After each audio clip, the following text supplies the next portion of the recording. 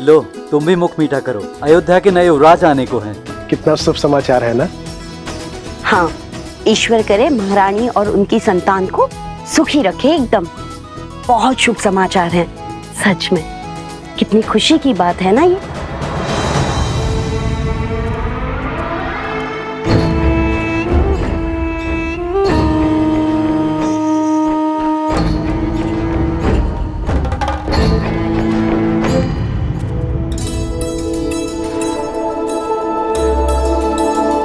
लीजिए भैया, आप भी लड्डू खाइए। हमारे राजमहल में लल्ला आने वाले हैं, प्रभु श्री राम के उत्तराधिकारी आने वाले हैं। खाओ खाओ।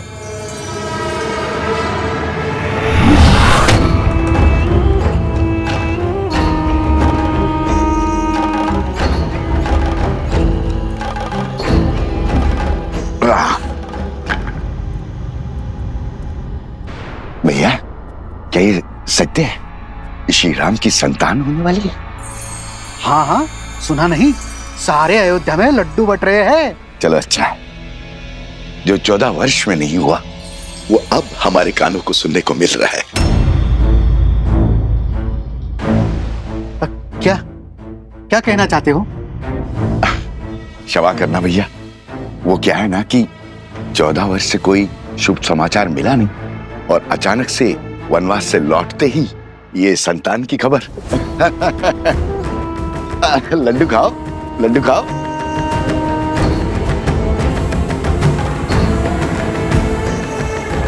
किसने अयोध्या की गरिमा पर इतना बड़ा घोर लांछन लगाया है?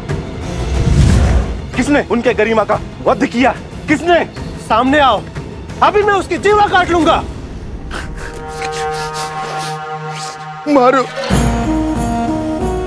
मारो मुझे, मारो। क्षमा के योग्य नहीं हूं मैं।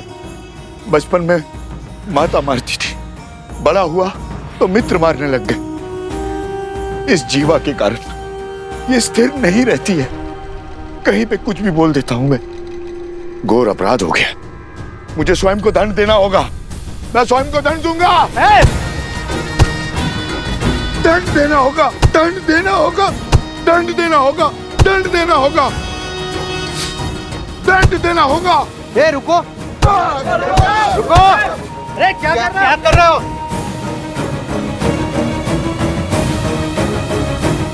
श्री राम और अयोध्या से प्रेम ही इतना है, सुख के समय पे भी तर्क खोजने लग गया।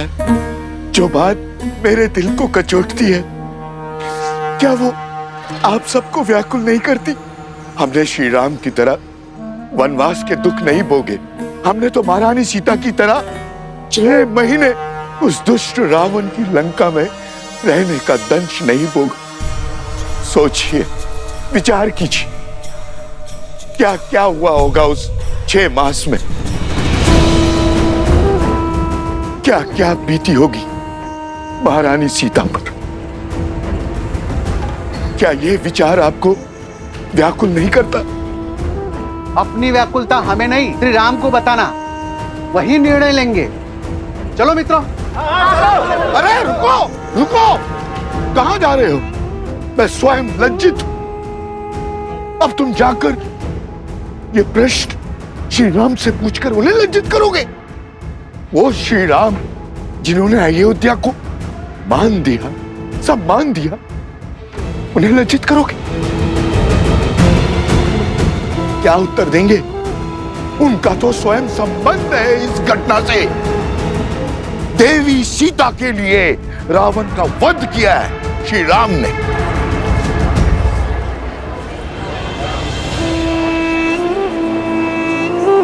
हाँ, यदि शंका है तो किसी धर्मात्मा विद्वान से पूछते हैं। तो फिर मंदिर के पुजारी जी के पास चलते हैं, वो विद्वान भी है और धर्मात्मा भी, वही इसका उचित समाधान देंगे। ये उचित? बिल्कुल। हाँ, क्यों भाइयों? बिल्कुल हाँ, सही हाँ। बोल।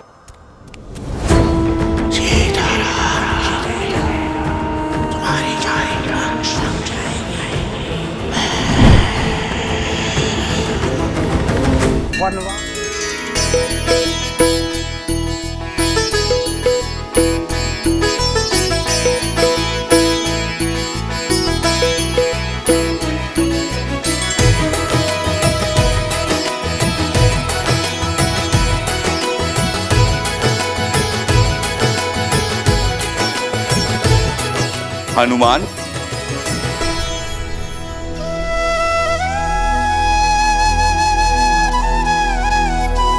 वाह हनुमान, तुमने स्वयं के साथ साथ बाकी सबको भी व्यस्त करके रखा हुआ है।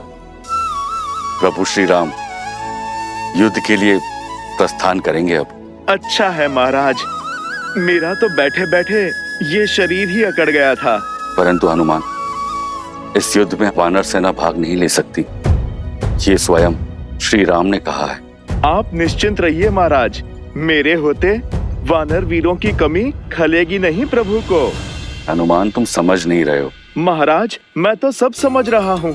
बंधन में तो वानर सेना है, प्रभु राम का ये सेवक हनुमान नहीं।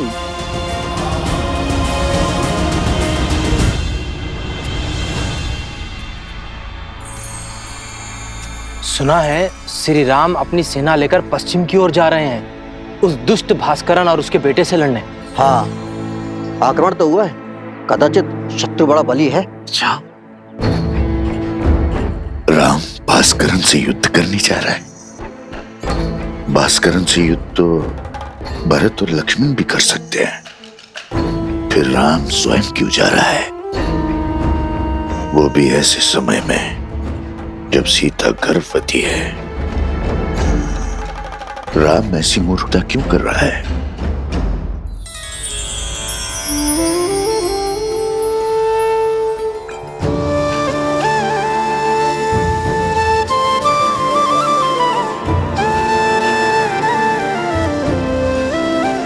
बैठो सीता, देखो हमने अपने हाथों से तुम्हारे लिए भोजन बनाया है, खाओ। इतना सब? इतना सब कहाँ, अब तुम एक नहीं दो हो। तुम्हें हमारे आने वाले पौत्र के विषय में भी तो सोचना है। होने वाले शिशु के लिए पोषण अति आवश्यक है, ग्रहण करो।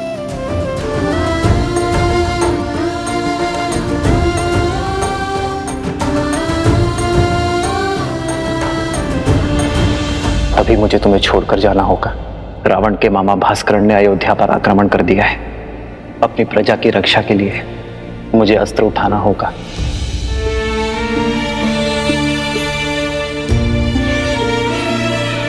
देखने भर से पेट नहीं भरेगा पुत्री। माता, मेरा कुछ खाने का मन नहीं।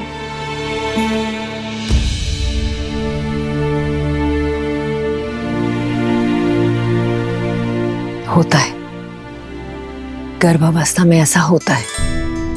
कभी मन करता है कि खूब सारा भोजन खा लो, और कभी व्यंजन देखते ही मन विरक्त हो उठता है। किंतु पुत्री, भोजन तो खाना ही पड़ेगा।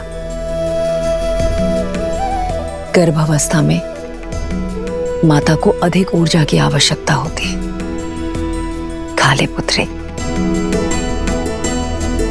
जितना मन भाए उतना खाओ। ये लो। नहीं माँ, मन नहीं है। दीदी, होने वाली संतान तो अभी से राम के गुण दिखा रही है। स्मरण है आपको, जब राम छोटा था तो कितनी हट किया करता था। ये भोजन खाना है, वो व्यंजन नहीं करना। रात्रि में उठ उठकर मुझसे व्यंजन बनवाया करता था, और मैं रात्रि में उठ उठकर उसके लिए राजभोग बनाया करती थी। स्मरण है दीदी? हाँ, याद है।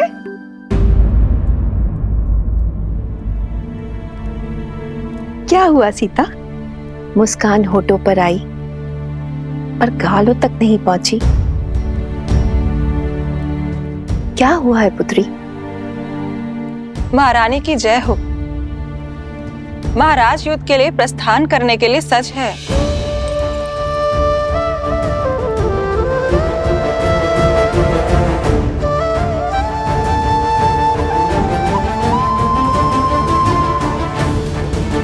मैं समझी क्यों अनबनी हो तुम।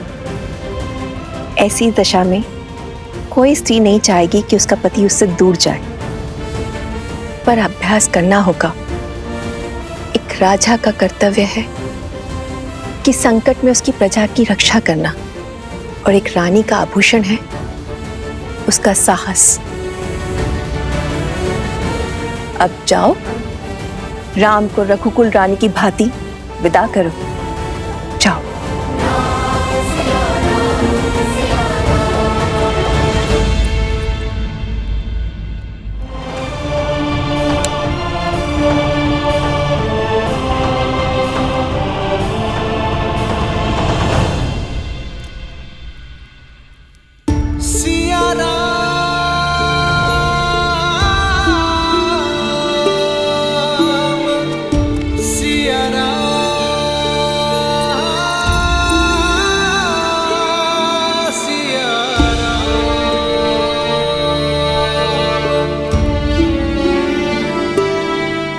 कल जिस विश्वास से मेरे विजय की घोषणा की थी,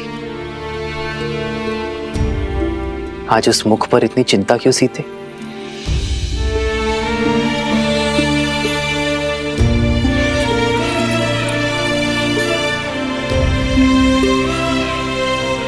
चौदह वर्षों तक आपका साहस, शौर्य और क्षमता देखने के बाद कि सीता कभी चिंतित हो ही नहीं सकती यार, परंतु एक होने वाली मां का स्वप्न बिगड़ जाने का शोक अवश्य है। इतने वियोग के पश्चात सोचा था कि अब आपसे कभी दूर नहीं रहूंगी, पर कर्तव्य आपको फिर हमसे दूर कर रहा है। कर्तव्य राम और सीता को कभी दूर कर ही नहीं सकता सीते। कर्तव्य तो हमें जोड़ता है। जानती हूं, पर ये इससे वियोग क्यों आ रहा है? इस समय आपको इसके साथ होना चाहिए था।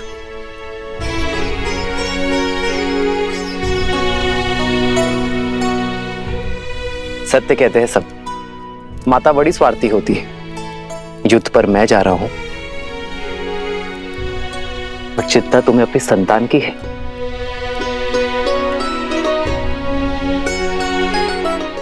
वैद्य कहते हैं सीते, कि संतान गर्भ से ही अपने माता पिता के भाव अनुभव करती है।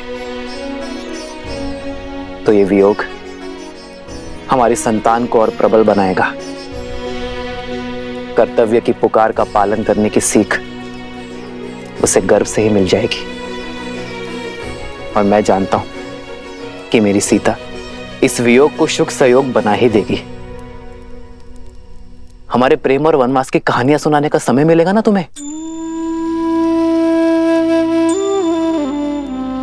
तुम मेरी शक्ति हो सीते, मेरी ढाल हो इस धर्म युद्ध में। मुझे अपनी धर्म पत्नी के साथ की आवश्यकता है।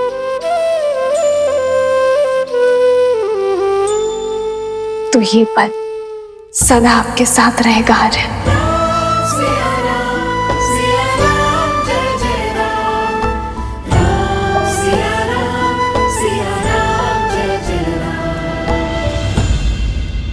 एक बात और, आप इस युद्ध में किसी को भी भेज सकते थे,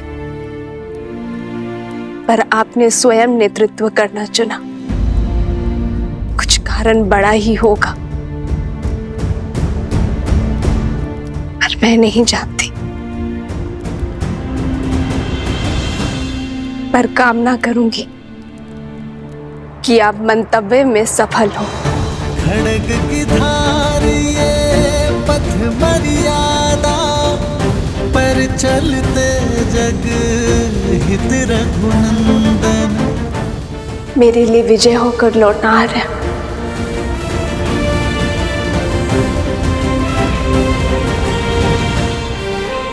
और इसके लिए शीघ्र आइएगा।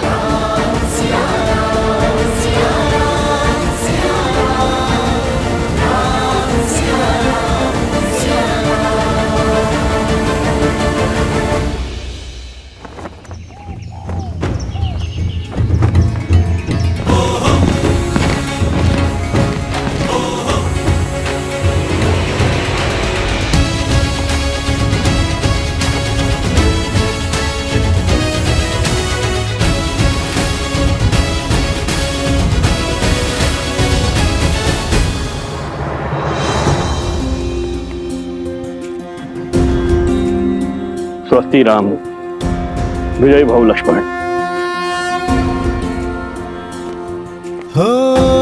होई सोई जो राम रचि राखा, को करी तरक बढ़ावे साखा। आपका तेज सूर्य सा दमके।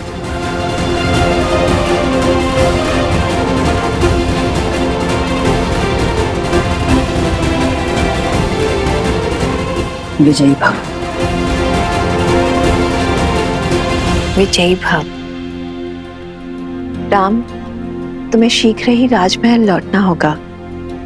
सीता के पुनः सावन संस्कार के लिए तुम्हें यहाँ होना अनिवार्य है। अवश्य माँ।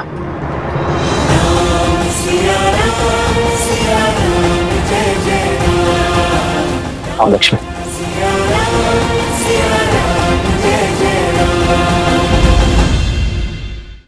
सियावर रामचंद्र की, सियावर रामचंद्र की, सियावर रामचंद्र की, सियावर रामचंद्र की, सियावर रामचंद्र की, सियावर रामचंद्र की, सियावर रामचंद्र की, सियावर रामचंद्र की, सियावर रामचंद्र की, सियावर रामचंद्र की। मेरे अयोध्या के वीरों, कर्तव्य ने पुकारा है। जब पड़ोस में अग्नि लगे तो व्यक्ति ये सोचकर नहीं बैठता कि उसका घर सुरक्षित है।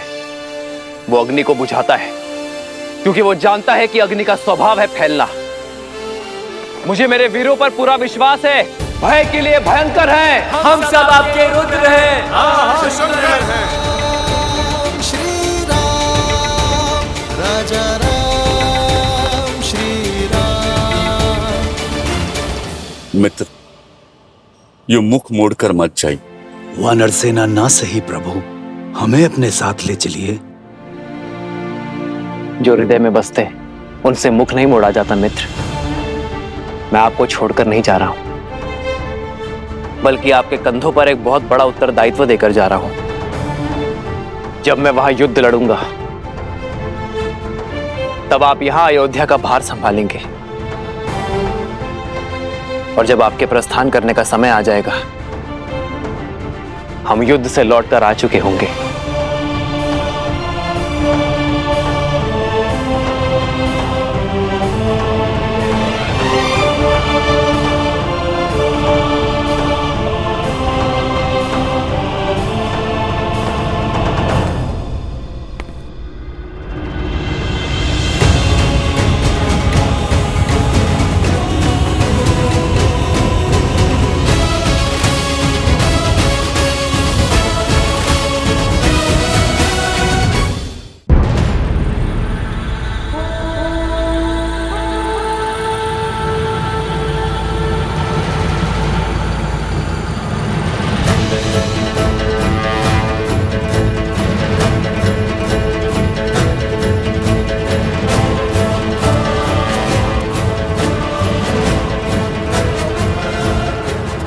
क्या हुआ भैया?